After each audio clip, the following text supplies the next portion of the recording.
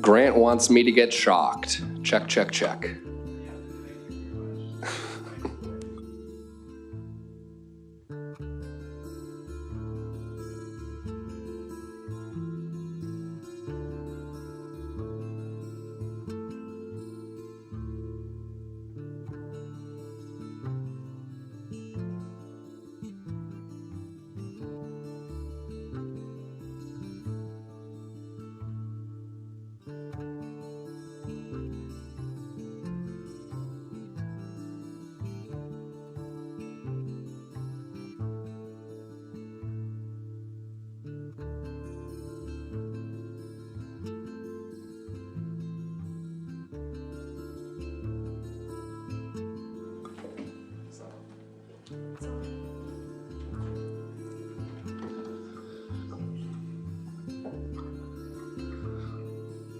Well, good morning, and thank you all for being here. We had crossover day, so the end of session is in sight. And the day before crossover, my property tax plan, Senate Bill 96, got across the finish line. We've heard from supporters from all across the state about that, and frankly, from different factions of the legislature who supported it. It was very encouraging. They saw the value of giving an option to the people of each county rather than a one-size-fits-all statewide solution. In the lead up to that Senate vote, Commissioner Twilliger handed each senator a personalized analysis of my plan, county by county, and the counties, their particular counties of representation. For each senator, it showed how much people of their district would benefit if the proposal were to be enacted. Well, today we're taking it a step further. On my website, governor.sd.gov, we're unveiling a new county map to show South Dakotans how they will benefit. We've got it up on the screen right now.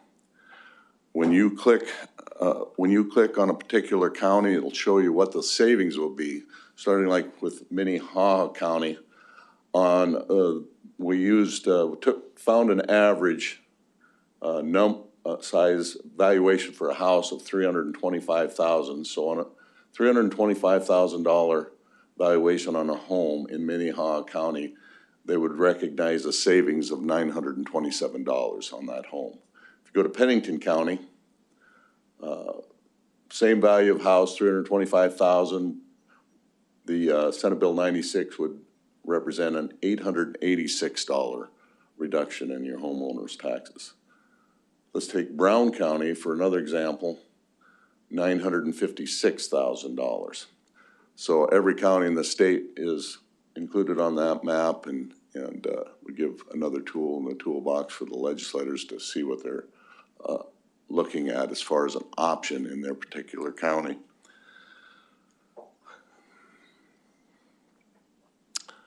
We hope the legislature takes a long look at this, and we're going into the last couple weeks of session. So I thought session's been going pretty well. Both chambers got through crossover day, still in very good shape, even with the unfortunate activities in the Senate. So with that, I'll open it up to questions. Governor, Searchlight had asked Senator Chris Carr about his opinion on what had happened in the Senate earlier this week. He said that the Supreme Court confirming Lieutenant Governor's ability to break a tie vote incentivized gaming, kind of that gamesmanship and those politics.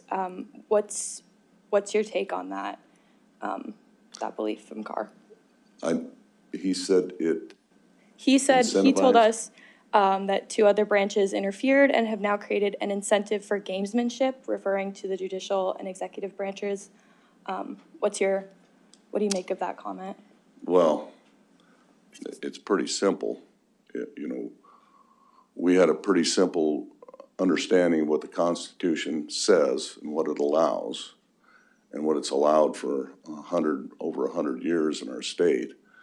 And And we were just doing, the lieutenant governor was just doing his job in that. It was the legislature that raised the question, which we thought was pretty well already answered through 100 years of history. They questioned that, and so we got the opinion from the Supreme Court, who agreed with a unanimous decision. So we weren't meddling. I mean, that's kind of a ridiculous statement, quite frankly. Can I add one thing? Yes, please. Yeah, and you know, the whole situation in the Senate, I've taken the position, and I've said to, I think some of you, I view my job as being fair, unbiased, and operating the Senate sessions according to the rules and to the Constitution as I understand them. There's a process to challenge my rulings if they see fit.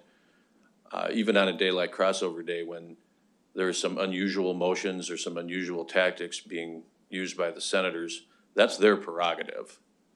And I'm not going to stand here and say that they should or shouldn't do that. I'm just going to try to keep things running according to the rules, whatever is going on in the Senate and whenever they choose to do. I do think it's worth mentioning the idea that the Supreme Court ruling introduced this dynamic doesn't consider the fact that this had been the common understanding of how the tie-breaking power worked and how it has always worked really since statehood. So I don't really see how you can argue that this introduced a change or a new dynamic when it is not a new dynamic. It was the common understanding and how it has been applied all along. Mr. Van Huysen, just to touch on that, people, like, there have been lawmakers that have been, I guess what bothers them is because they feel like sometimes you're like picking and choosing whether or not to vote on legislation. And so like that's, I guess, an issue that they take up with when it comes the fact that if they are against a bill and then you decide to vote on it, now you're clearly taking sides.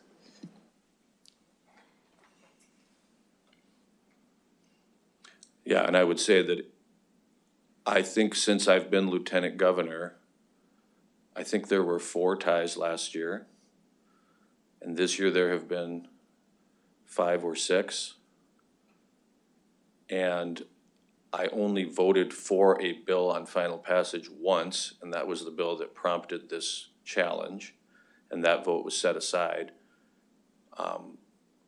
And then I voted once for a procedural motion. But in almost every instance, I choose not to vote. And I've always told senators if they want to come talk to me ahead of time about what I'm thinking on a potential tie, I'm happy to do that. And I have done that when I'm asked. But I really think that this focus on the procedure is really kind of unfortunate when we have things that we need to be resolving here in the last 2 weeks. And I think, you know, this is a story that's probably run its course. I mean, I just think we all need to move on. Yeah, I would emphasize that last statement because it's really been a distraction we don't need. And quite frankly, kind of belittled some of the important issues that we're here to resolve. I was, as you recall, in ancient history, I was lieutenant governor for 6 years. And I had a number of chances to vote, and I never did. Because if we were neutral on a position or opposed it, there was no reason to vote. And I stayed clear of it. But this isn't rocket surgery. You know, we have a history in our nation. You know, our federal government runs the same way as the state does for good reason. And it's called checks and balances. And in my time in the legislature and as lieutenant governor, I've seen a few times when the ability of the lieutenant governor to preside over the Senate has paid dividends because of that check and balance. Governor, on the website you showed, is that conventional to use to stand up a website in support of legislation? And can you give me some examples maybe of when you guys or prior administrations have done that in the past? Prison. Yeah, I think, good. Well, we had a whole separate website set up for the prison issue to share all the public information about that during the task force and leading up to the special session.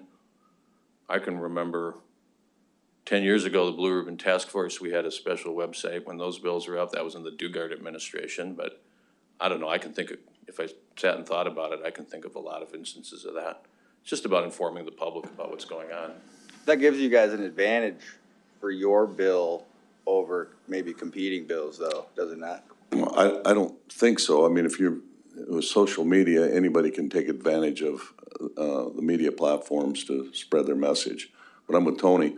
I was thinking of bills that I've carried as a legislator where we stood up. Meandered Waters was one of them, you know, show the lakes and whatnot. But many times that they're the same technologies available to legislators as it is to our office. So I never thought twice about that. Governor, as the rubber meets the road here for this legislative session, could you tell me a little bit about, you know, what your words of wisdom would be to help recenter the caucus and get them focused back on policy as opposed to political questions? Well, yeah, the advice is just exactly that. There's always, you know, people start getting a little more short-tempered and a little more emotional toward the end of session, and the pressures start building, especially in an election year, and it takes the attention. Jim Putnam, a mentor of ours that we knew well, that chaired appropriation for years, his expression, I've used it often, is keep your eye on the ball.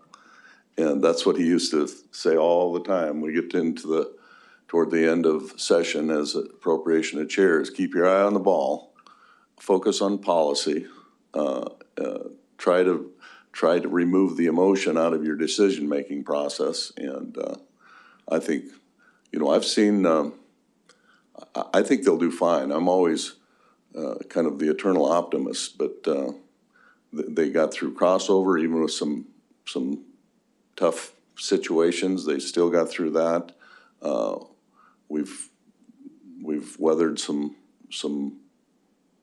kind of emotional debates on both chambers, and they're still moving forward with a balanced budget, and that's going to be our priority, is getting that across the finish line. Governor, yesterday the Senate approved the SNAP waiver, directing your administration to seek a SNAP waiver regarding soda. You and your staff raised a number of objections to that. And what did you tell House and Senate leadership that didn't sink in? I mean, why did your argument fail? Yeah. Well, I guess you can lead a horse to water. You can't make them drink. And I think that kind of sums it up. You know, I think there's a lot of pressure brought to bear on legislators, especially on an election year, on issues like this. And you know, you deal with, you know, your issues that you have a distinct philosophy on, but there is always the apprehension of legislators to vote against something like this and how that's going to be used against them in an election year. And so that's part of the issue here. My focus has been on good policy as far as this is a federal program, and the feds have recognized that there's a huge number of states have done this same SNAP waiver, and that's why it makes it even tougher to stand against it when states are doing the waiver. And so I've kind of been an outlier saying, yes, I think that people should make better choices, and don't disagree with any of that. Support the idea of what they're what they're proposing. I'm just saying that's the Fed's job. And have we gotten so used to the dysfunction in DC that we're not gonna hold them accountable? That's what really upsets me about this, is they're giving Congress a pass. Because through the big beautiful bill, they were given the framework on how to address this and set up a task force and fix it at the federal level. A federal program, fix it, so we don't have this patchwork of 50 states doing different waivers. And if you've seen some of the information that's provided, it's a nightmare, a ridiculous nightmare of different products that in different states that qualify or don't qualify based on what their perception or how their tax system works and trying to make it workable. That's absolutely ridiculous. The Fed should fix it. Congress should get to work and for once do their job. Is it safe, like, is it safe to say that that will be your second veto? No, not safe at all. There's, the bill hasn't got to my desk yet. We'll review it and make a decision. It's like I said, I don't disagree with any of the things that are written into that bill. It's just the fact that we've caved in. It's almost like we've accepted the dysfunction in DC and the people that are running things in DC to just giving them a pass to try and fix a problem that they created and then spend state dollars, our tax dollars, basically to supplement a federal problem because the feds are dysfunctional. Part of that opposition that you've had to that program that your office has mentioned has been the cost. And particularly, you mentioned that different states have been using or have been developing systems to identify which products to omit or not. But wouldn't that make it easier for the office, for you all to basically go to a neighboring state like Nebraska, who's identified these products, and then just copy that? Or Well, it sounds simple, but it's not as simple as that. And maybe, I don't know if Secretary Twilliger would have any additional information, but this is what I do know. Every state on those programs, the tax systems are coded differently. And so it's not as simple as just using another state and model their legislation. And that's part of what's caused different products in different states to be qualify or not, is because of the coding of those products.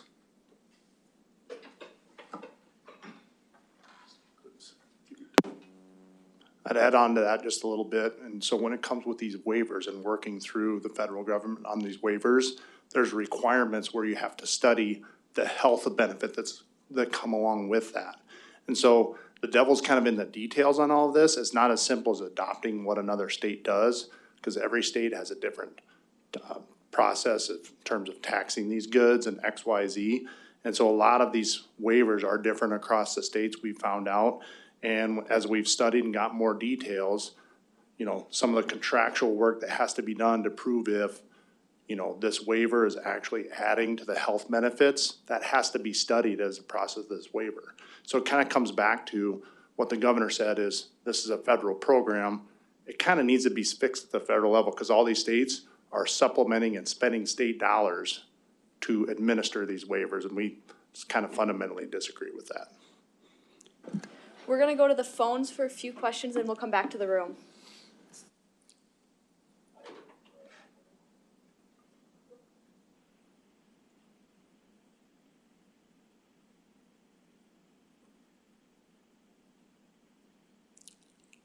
Okay, we'll come back to the room. Governor, I want to go back to the property tax website. That's showing the average savings for someone on their property taxes. Do you have an estimate of how much more someone might be spending in sales tax then? No, I don't.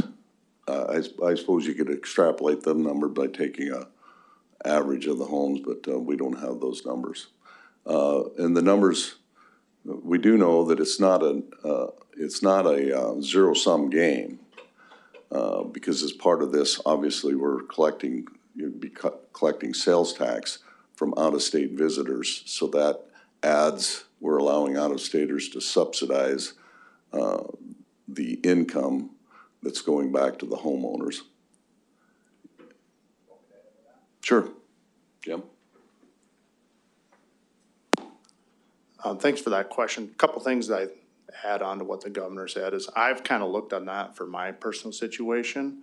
And so if you kind of figure out how much, the average family, I have 4 at my house, and I've kind of figured it about $160 roughly in additional sales tax over the course of a year.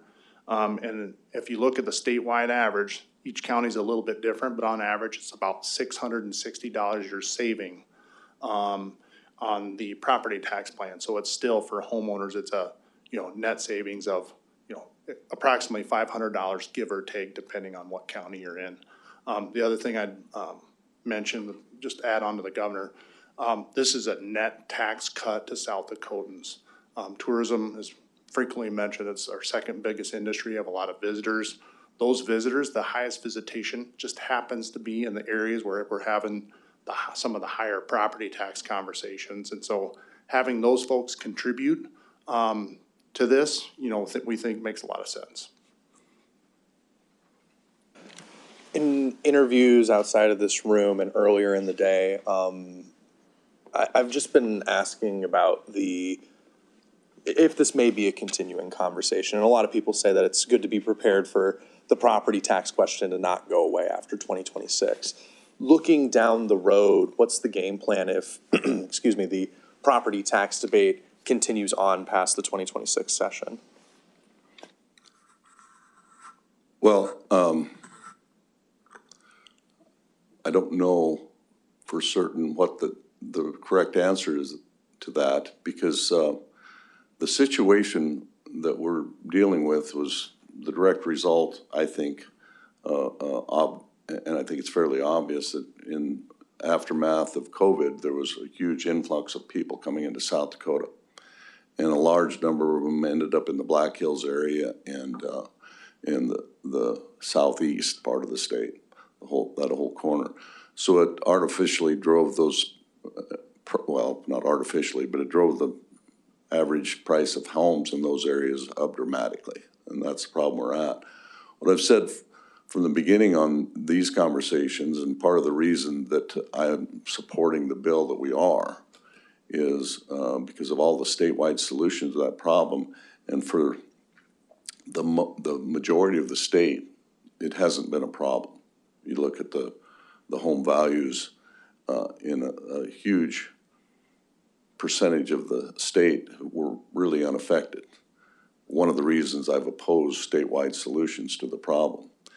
And even in the last year or two, as I've talked to realtors in like Rapid City or Sioux Falls, the ship is starting to right itself. Now that that influx has slowed down, the housing market's stabilizing, and that's part of the reason, again, why I'm supporting a targeted approach like this, because we're not corrupting the system to fix a 3-county problem or a 5-county problem. We're giving the system a chance to readjust, and unlike some others, I think that our property tax system is pretty sound. We just had some short-term issues to resolve and get past, so I'm looking, I think this situation will get better, especially if we get Senate Bill 96, where they have an option to help mitigate some of those high prices in the short term. We have time for 2 more questions. It was mentioned earlier that the conversation around data centers is likely over for the session outside of protections for consumers. So with that kind of being the case, I mean, do you have any thoughts on the way it unfolded and the future of economic development in the state? Well, yeah, the bills that have been brought forward, I think they've been kind of falling by the wayside. I think the last one to go was that was dealing with the incentives, the RPP, I think that was probably one of the more sound ideas. They're having a lot of difficulty getting anything across the finish line, so we'll see where it all shakes out at the end of session. Back to the property tax website. Does your office plan, if it gets implemented, does the office plan to track, data pertaining to sales tax receipts and estimates on home savings to compare and contrast what you guys estimated and what actually gets implemented?